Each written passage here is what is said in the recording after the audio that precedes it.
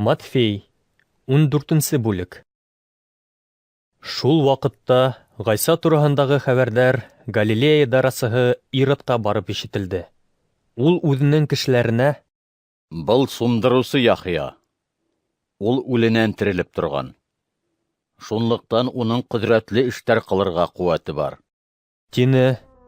Ирод үҙенең ағаһы Филиптың ҡатыны Иродиада арҡаһында Яхьяны ҡулға алып, бығаулап, төрмәгә япҡайны.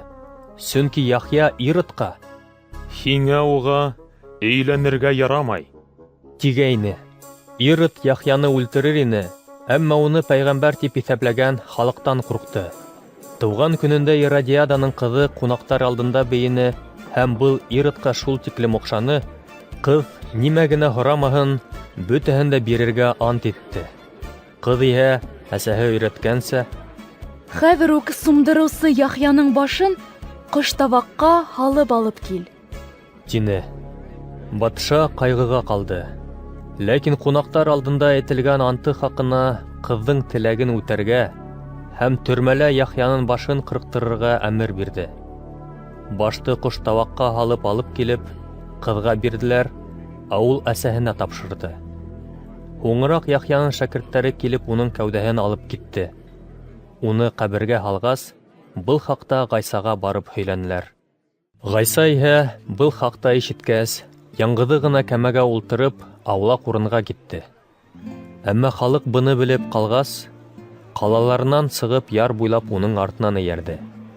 Ярға сыҡҡас, Ғайса ҙур халыҡ төркөмөн күрҙе, уға улар йәл булып китте лә ауырыу булғандарын һауыҡтырҙы. Көн кисләгәс, уның янына шәкерттәре килде. «Был кеше йөрөмәй торған урын. Ваҡыт та һуң инде. Халыҡты ебәр. Ауылдарға барып, үҙҙәренә ризыҡ һатып алһындар». «Китеүҙең кәрәге юҡ. Һеҙ уларҙы үҙегеҙ ашатығыҙ», тине Ғайса.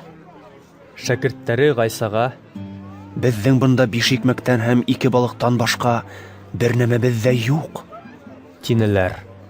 «Уларҙы миңә бирегеҙ әле», тине Ғайса. Ул кешеләргә сиҙәмгә ултырырға ҡушты.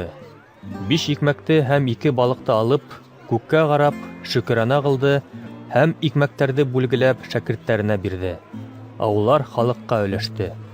Бөтәһе лә туйғансы ашаны.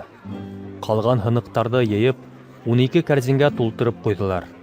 Ә ашаусыларҙың һаны, ҡатындарҙы һәм балаларҙы иҫәпкә алмағанда, 5000 самаһы ир кеше ине. Бынан һуң Ғайса шунда уҡ шәкерттәренә кәмәгә ултырып, унан алдараҡ аръяҡҡа сығырға ҡушты, ә үҙе халыҡты оҙатып ҡалды. Халыҡты оҙатҡас, ул яңғыҙ ғына доға ҡылырға тип тауға менде. Кис еткәс, бында бер үҙе ҡалды. Ә кәмә ярҙан алыҫ киткәйне инде. Ел ҡаршы булғанлыҡтан кәмәгә көслө тулҡындар килеп бәрелде. Таң атып килгән мәлдә Ғайса күл өҫтөнән атлап шәкерттәре янына китте. Улар Ғайсаның күл өҫтөнән атлап килеүен күреп, ҡурҡып киттеләр дә: «Был өрәк?» тип ҡоттары осоп ҡысҡырып ебәрҙеләр. «Тынысланығыҙ, был мин, ҡурҡмағыҙ», тине шунда уҡ уларға Ғайса. Шунан Петр уға: «Хужам, әгәр был һин булһаң, миңә һыу өҫтөнән атлап, үҙеңдең яныңа барырға әмер бирсе», тип өндәште. «Кил», тине уға Ғайса. Петр кәмәнән төштө лә һыу өҫтөнән Ғайсаға табан атланы. Ләкин елдең көслө булыуын тойоп, ҡапыл ҡото осто һәм бата башланы. «Хужам, ҡотҡар мине!» тип ҡысҡырып ебәрҙе ул. Ғайса шунда уҡ ҡулын һуҙып, уны эләктереп алды. «Эй, иманы аҙ, ниңә икеләнеп ҡалдың?» Улар кәмәгә ултырғас, ел баҫылды. Кәмәләгеләр Ғайсаға баш эйеп: «Һин ысынлап та Алла улы», тинеләр. Улар күлде аша сығып, Генесарет ярына сыҡты. Урындағы халыҡ, Ғайсаны танып, был хаҡта бөтә әйләнә тирәгә хәбәр таратты һәм уға барса ауырыуҙарҙы алып килделәр. Улар Ғайсанан кейеменең салғыйына ғына булһа ла ҡағылырға рөхсәт итеүен үтенде.